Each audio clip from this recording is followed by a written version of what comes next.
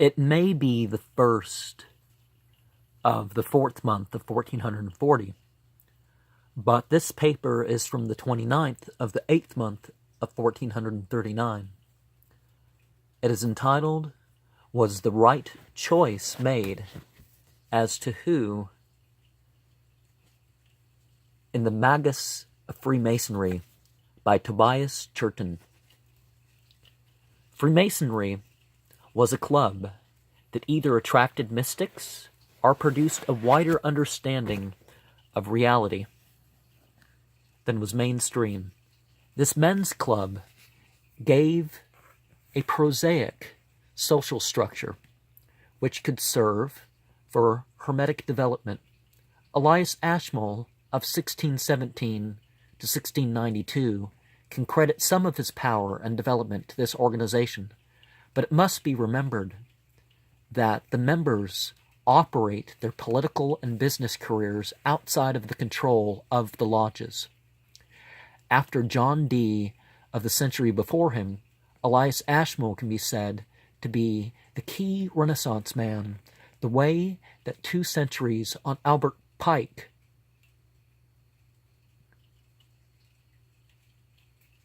of 1809 to 1891 and Manly Palmer Hall of 1901 to 1990 of the last century can be said to be similar public figures for Freemasonry to knowledge.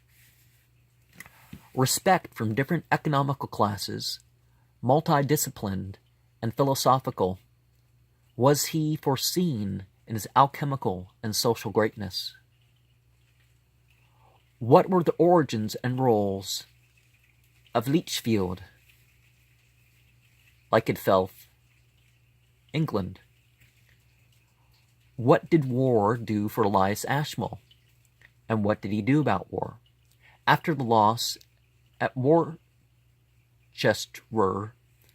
Elias Ashmole became a Freemason and continued his interest in the text of alternative spirituality that did not go nearly as far back as previously thought. To him, it was a vehicle to practice both the morals and psychological structure of the secondary religious traditions. Alchemy may have led him to the work of John Dee, his scryers, and Enochian magic. Was the philosopher's stone something different than the polytheist of Europe imagined it to be?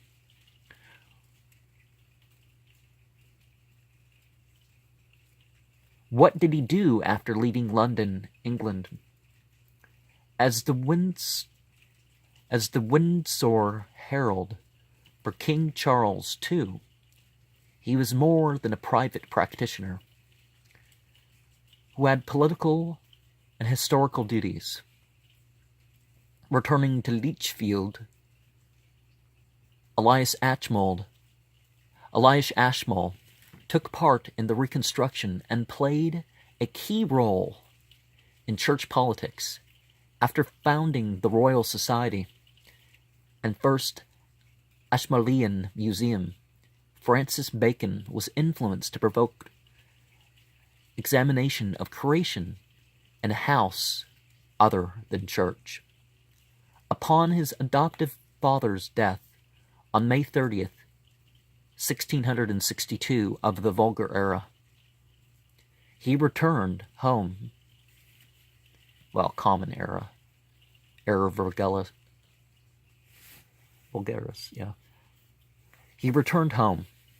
He later worked at preserving what was not public knowledge of John Dee.